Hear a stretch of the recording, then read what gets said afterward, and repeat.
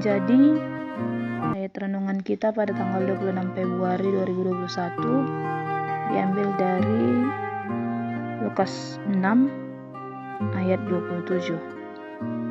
Dalam bahasa Malungun dikatakan, "Tapi kuhatahon ma bani nasyam, si pananginangi, haolong nasyam ma musuh nasyam, nama deyar ma bahen nasyam bani namarsogam niuhur bani nasyam." Dalam bahasa Indonesia dikatakan, "Tetapi kepada kamu yang mendengarkan aku berkata, kasihilah musuhmu, berbuatlah baik kepada orang yang membenci kamu." Sekali lagi, "Tetapi kepada kamu yang mendengarkan aku berkata, kasihilah musuhmu, berbuat baik kepada orang yang membenci kamu." Ketika Yesus mengucapkan kata-kata dalam ayat ini, sepertinya asing untuk didengar di telinga. Pada dasarnya, hal yang umum bahwa kita akan mencintai teman atau sahabat kita, tetapi sebaliknya kita akan membenci musuh.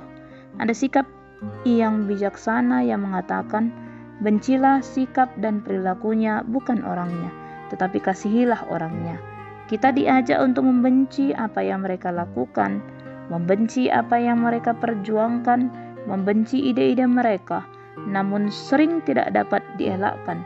Kita membenci pribadi orang-orang yang jahat kepada kita, mereka yang kita anggap musuh. Namun ini yang mau diajarkan oleh Yesus kepada kita.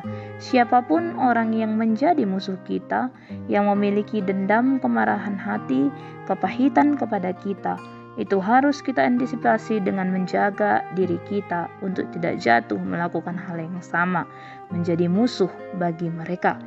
Kita harus melakukan yang baik kepada mereka. Tujuannya jelas bahwa balas dendam itu tidak baik. Sebab ketika kita menyimpan kemarahan dan kebencian di hati kita terhadap orang lain, itu memakan kita secara fisik dengan meningkatkan tekanan darah, kecemasan, dan stres. Hal itu akan menyakiti serta merusak pribadi kita meski mungkin tidak kita sadari.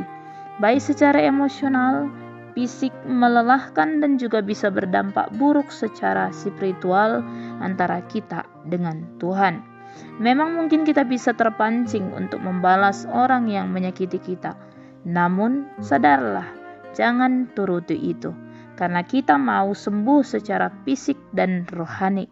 Kita mau berdamai dengan diri sendiri, juga mau berdamai dengan orang lain. Hingga kita dapat menikmati hidup yang tenang, relasi yang dipulihkan dengan sesama dan juga dengan Tuhan. Mungkin kita menyadari bahwa ini adalah ajaran yang sulit dari Yesus. Marilah belajar mengasihi orang-orang yang menyakiti kita, memiliki perasaan hangat dan mencintai mereka, memiliki hati yang dipenuhi dengan kasih, sebagai buah dari ketaatan kita mendengarkan perkataan Yesus, Juru Selamat kita. Amin.